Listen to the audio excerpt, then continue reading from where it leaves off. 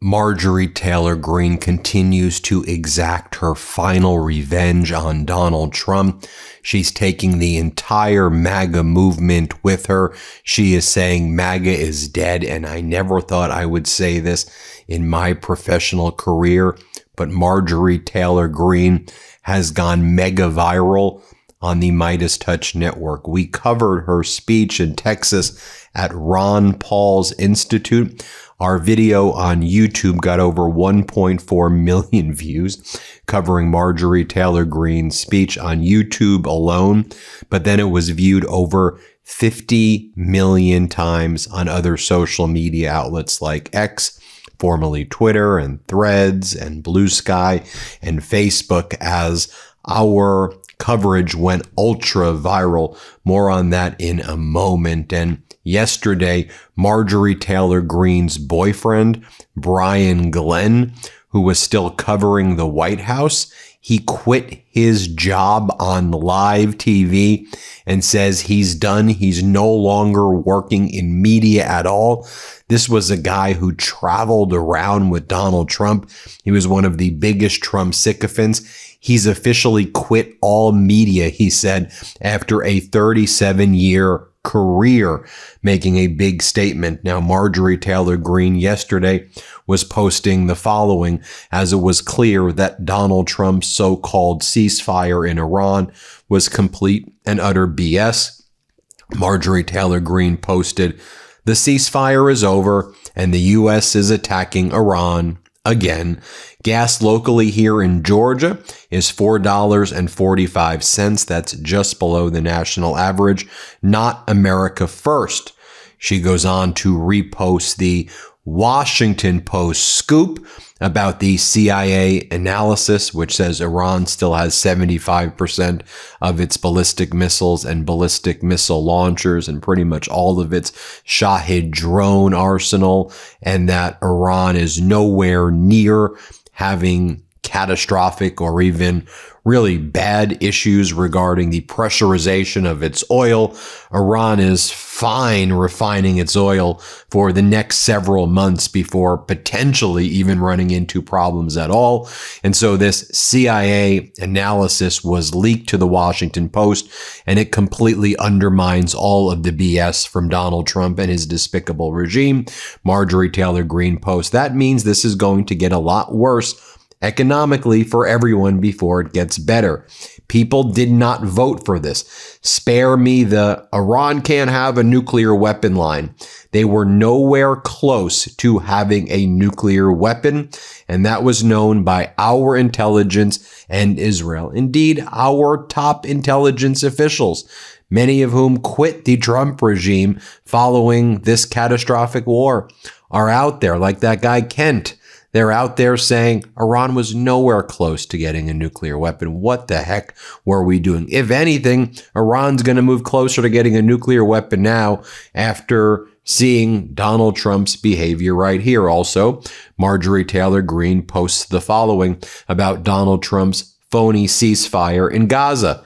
Marjorie Taylor Greene posts, "Since the ceasefire took effect, 837 Palestinians have been killed, including 216 children, 91 women, and 23 elderly individuals, and 2,381 people have been wounded, of whom more than half are children, women, or elderly individuals.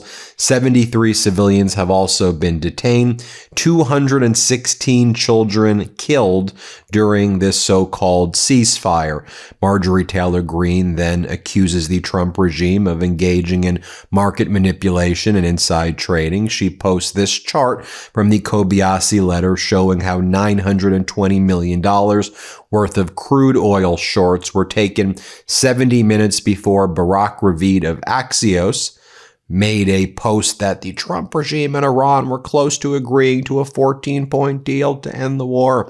Marjorie Taylor Greene's post, "When is everyone going to start realizing that the manic on-again, off-again war peace rhetoric is really just insider trading? And sprinkle in some murder? Only a select few in the top tax bracket are benefiting from this, and the majority of you ain't it." Then on the news that her boyfriend, Brian Glenn, quit all of media. He's done being a reporter after a 37-year career. Obviously, in my opinion, it's related to Donald Trump's behavior and Marjorie Taylor Greene calling Donald Trump out. Marjorie Taylor Greene posted the following: "I'm so proud of Brian and truly don't have enough words to say how grateful I am for him. What an incredible journey and career. There is no one like Brian Glenn. I'm so looking forward to the next chapter of our lives and future together." Here was the moment where Marjorie Taylor Greene's boyfriend on live TV in front of the White House said, "I'm done. I'm out. My career is hereby over." Play this clip. But this past Sunday, sitting at home in Georgia, I decided that it's time to, and I'll use a MMA reference, it's time to leave the gloves in the ring and walk away from what I really consider it's been a great career. It's been a great time with Real America's Voice. It's been fantastic working with you. I started this thing back in 1989, Eric, and my very first gig, believe it or not, was to put on a peacock outfit for Merv Griffin at a promotion that we had for all of the game shows that he is a mastermind behind.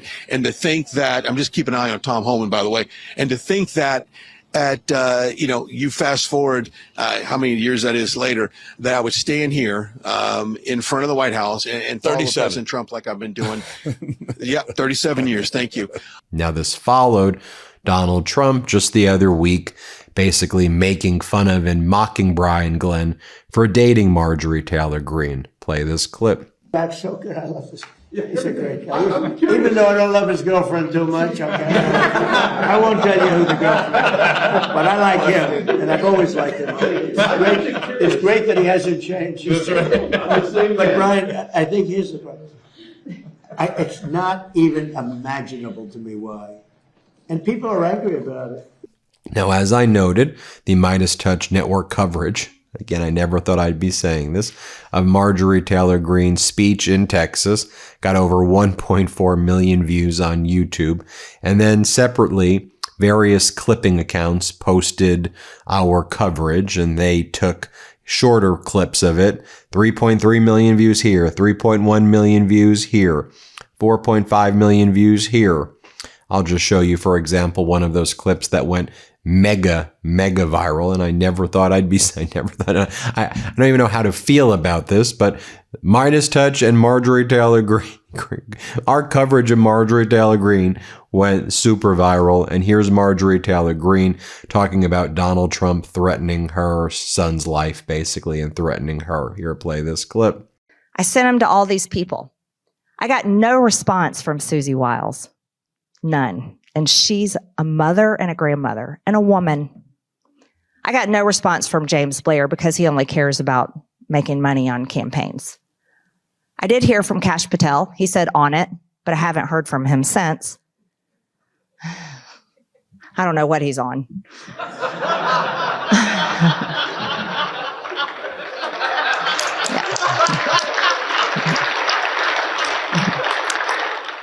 J.D. Vance was very nice to me, compassionate and kind, and reassured me that he would do everything we could to find out what's going on. And then I heard back from Donald Trump. And I've saved these text messages. I'd probably get put in jail if I released them publicly, but I saved them. Where Donald Trump proceeded to tell me that it was my fault and that I deserve it. If my son gets killed, I deserve it, because I was a traitor to him. That is our President of the United States. That's the man that says MAGA is whatever he wants it to be. Now here's one of our digital editor, Asen, clipped this of Marjorie Taylor Greene saying that Donald Trump told her that his friends, the Epstein class, they were going to get really hurt if Marjorie Taylor Greene signed the discharge petition. Play this clip. Forget it. I was in my office in the Rayburn building, and I got a phone call from the president. And he was at the White House, and he wanted to talk to me about the discharge petition that I'd signed my name on. And he said, Marjorie, you're going to have to take your name off that discharge petition. We can't let, this is a hoax. We can't carry this. This is a hoax. It's a Democrat hoax. And we've got to just put this away and stop doing this. And he said, my friends are going to get hurt. He said his friends would get hurt if we released the Epstein files. He said, Marjorie, these are good people. These are people you know at Mar-a-Lago.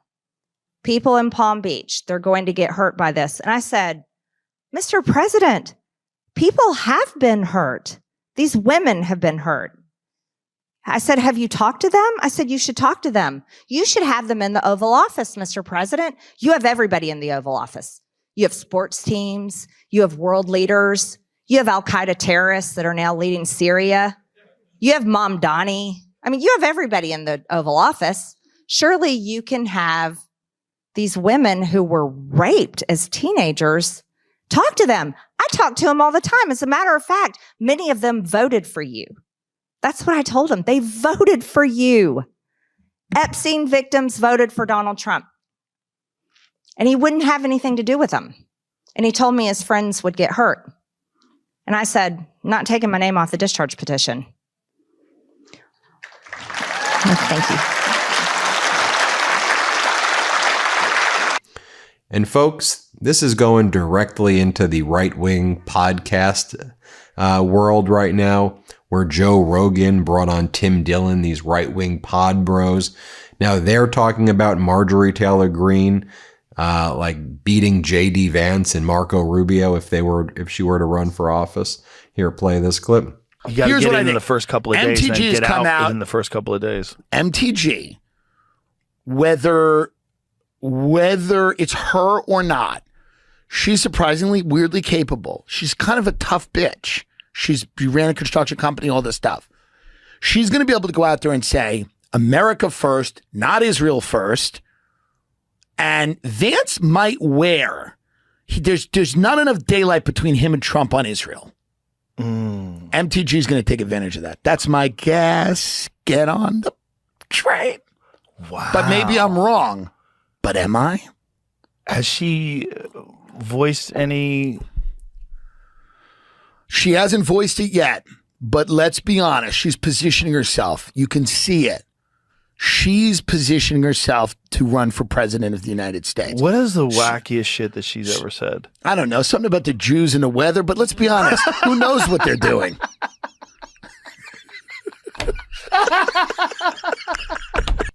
And now that her husband, Brian Glenn, is officially quitting, I do want to remind everybody when the MeidasTouch Network was able to find and surface video clips of Brian Glenn dressed up as a woman after Brian Glenn would say negative things about the transgender community.